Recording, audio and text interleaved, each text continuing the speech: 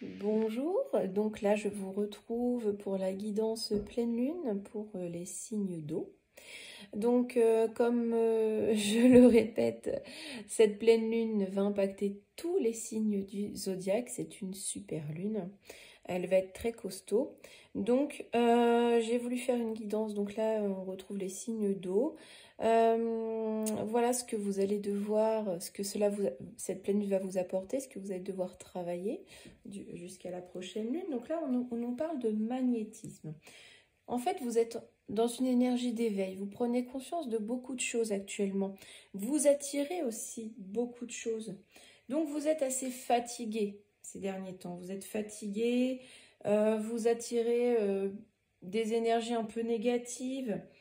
En tout cas, c'est ce que vous avez l'impression, hein. Mais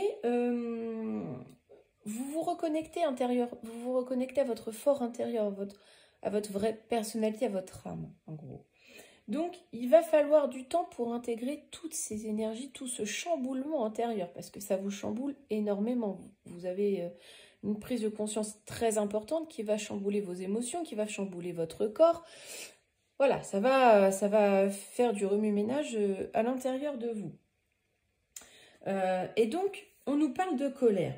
Eh bien, cette pleine lune couplée à ce magnétisme, à cet éveil que vous avez, eh bien, ça va provoquer une grosse colère. En fait, c'est peut-être une ancienne colère qui va ressurgir. C'est des émotions refoulées et ça va se traduire par une grosse crise de colère. Vous avez l'impression d'être constamment dans le défi, dans devoir surmonter les obstacles, etc. Et donc, ça vous bloque. Ça bloque votre douceur, votre simplicité, votre bienveillance, vos interactions harmonieuses avec les autres, finalement. Donc là, il va y avoir des notions de conflit, hein. Voilà. Donc, il va falloir la guérir, cette colère. Revenir à l'instant T, à l'instant présent, hein.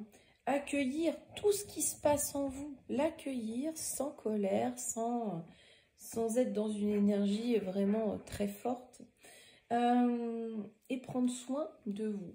Donc voilà, on vous dit de travailler sur cette colère, sur ce que ces émotions provoquent en vous, d'essayer d'analyser cette colère. Pourquoi vous êtes en colère alors que vous pourriez avoir un tout autre sentiment et l'accueillir différemment. Voilà. Donc, les choses à travailler, c'est accueillir ces nouvelles capacités, ces nouvelles énergies, tout ce chamboulement intérieur, hein, et essayer de voir pourquoi vous êtes en colère. Essayez de remonter aux origines de la colère. Eh bien, j'espère que cette guidance vous aura parlé. Je vous souhaite une très belle journée. À bientôt.